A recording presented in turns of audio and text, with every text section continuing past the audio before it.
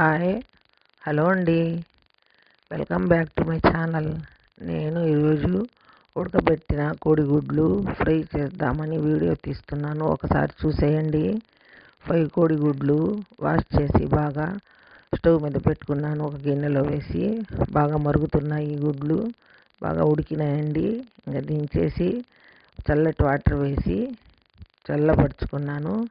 ఇంకా ఒక్కొక్కటి పెంకులన్నీ తీసుకున్నాను. 5 కోడిగుడ్లకు తీసి ఒక ప్లేట్లో పెట్టేశాను. ఒక ప్లేట్లో పెట్టుకొని స్టవ్ వెలిగించి కడాయి పెట్టాను.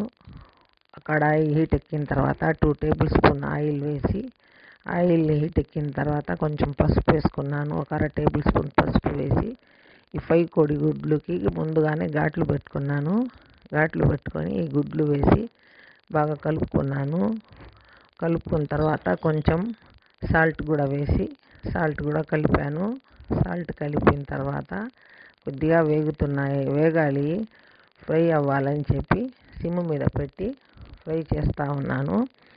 కొద్దిగా ఎర్రగా అయినాయి. ఎర్రగా అయిన తర్వాత కొబ్బరి కారం ముందే మేము దంచి పెట్టుకున్నామండి. కొబ్బరి కారము వేసి చేసుకుంటాము.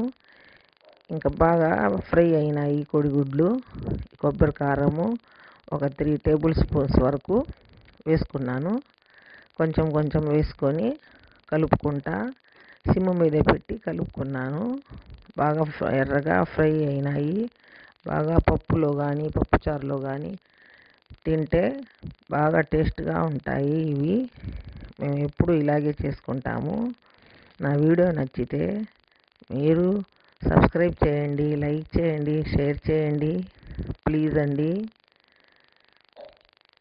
నాకు తెలుగు అంతగా రాదండి, మీరే అర్థం చేసుకోండి.